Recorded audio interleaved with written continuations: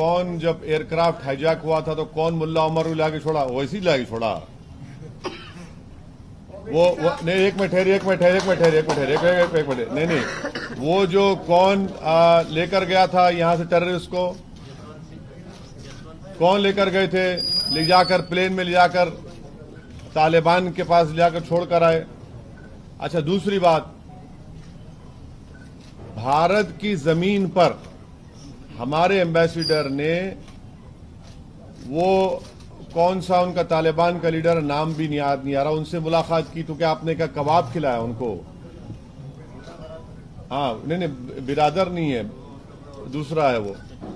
तीसरी बात यह है कि हम डिमांड कर रहे नरेंद्र मोदी से, अगर नरेंद्र मोदी की सरकार में दम है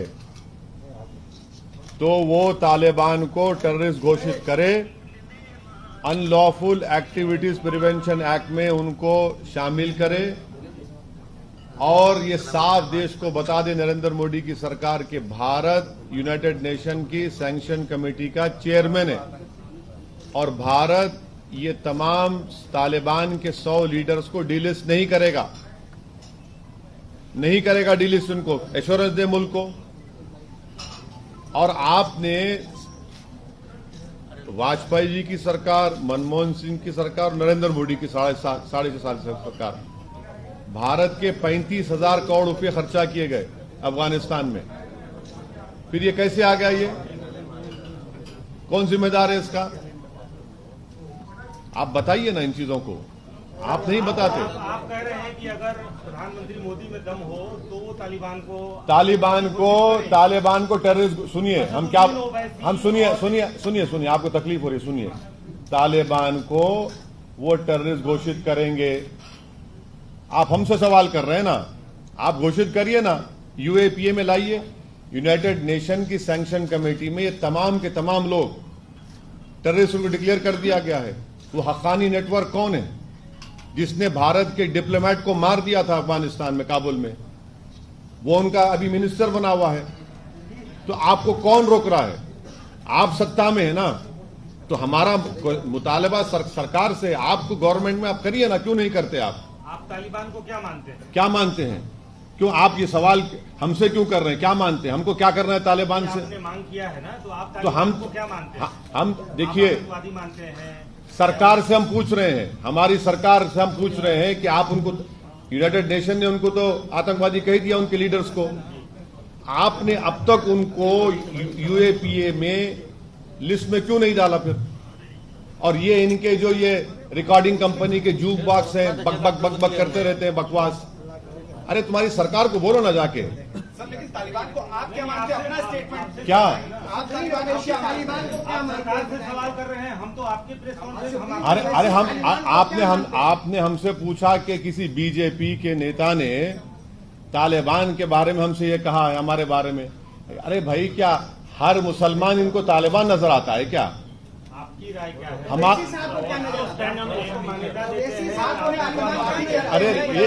अरे आप लोग इस तरह से जर्नलिस्ट लिंचिंग नहीं करते, सवालात करिए, एक के बाद एक करिए। हम बैठे हैं ना, भागता रहे। सवाल एक ही है, सबका सवाल एक ही है। असदुद्दीन ओवैसी साहब या आपकी पार्टी तालिबान को मान्यता देती है या फिर आप तालिबान को क्या मानते हैं? तालिबान को हम शुरू से कह रहे हैं, 2013 से मैंने पार्लियामेंट में स्पीच कहा, 2015 में कहा, 2016 में कहा, और 2000 जब ये CAA का बिल पास हुआ था, मैंने कहा ये बहुत बड़ी स्ट्रेटेजिक गलती कर रहे हैं आप। तालिबान आएगा, आप इसको CAA के कानून को आप रिलीजियस न्यूट्रल बनाइए। और बनाने क्या स्पीच सुनिए जाके पार्लियामेंट में हमारी। हमने कहा कि कल आपको ताजिक को, हजारा को, उज्बेक को, तुर्कमेन को आप भारत में सिटीजनशिप दे पाएंगे? अफगानिस्तान में आ रहे हैं वो लोग। आपने अपना स्ट्रेटेजिक बहुत बड़ा ब्लंडर कर दिया वहां पर। ये आपने क्या? अरे ये देखिए, तालिबान से असदुद्दीन ओवैसी को क्या करना है?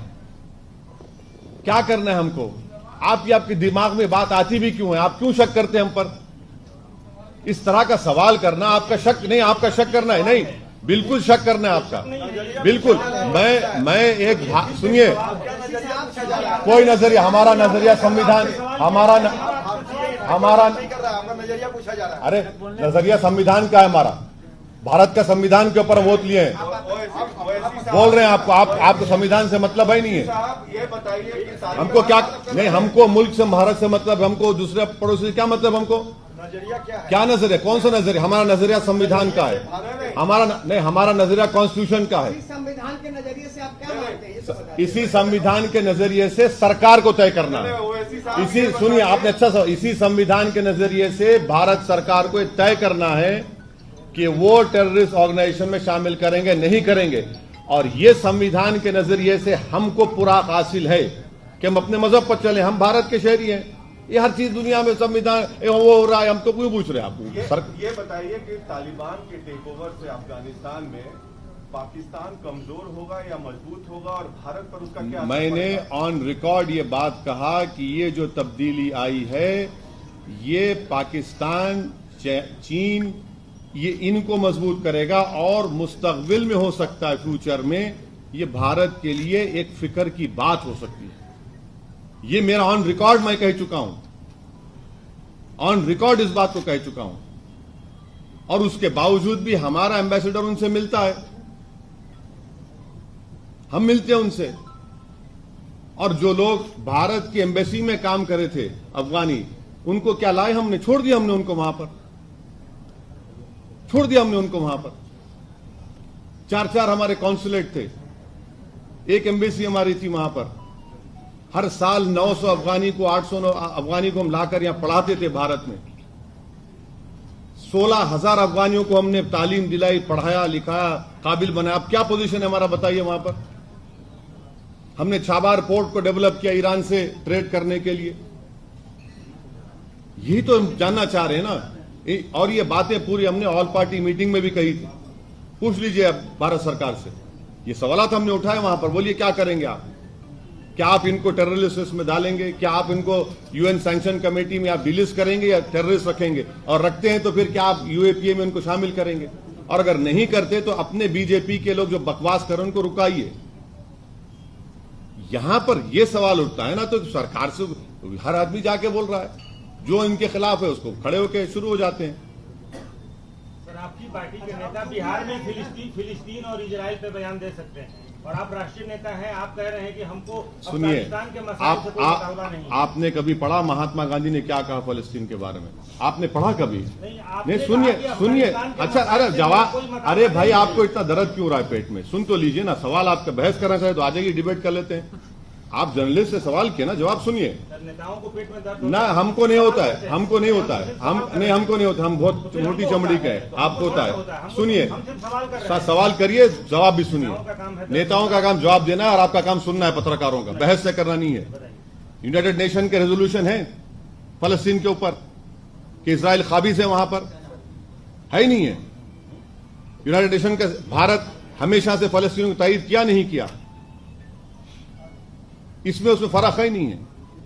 हमने तायद की फलस्तीन की, हमेशा हमारा मौक़िफ़ रहा कि फलस्तीन का एक आजाद मुल्क बनना चाहिए। मस्जिद अक्सा बैतुल मुक़द्दस वहां पर है, इसका एक हिस्टोरिकल है, आप देखते नहीं आप लोग। जब टूटती है आस, जब थकती है सांस, जब रूठते हैं अपने, मुंह मोड़ता है जमाना, जब अंगड़ाई लेता है संकल्प, फिर बनती है कहानी, बनते हैं अनमिट निशान। देखिए मेरे साथ संघर्ष की दास्तां।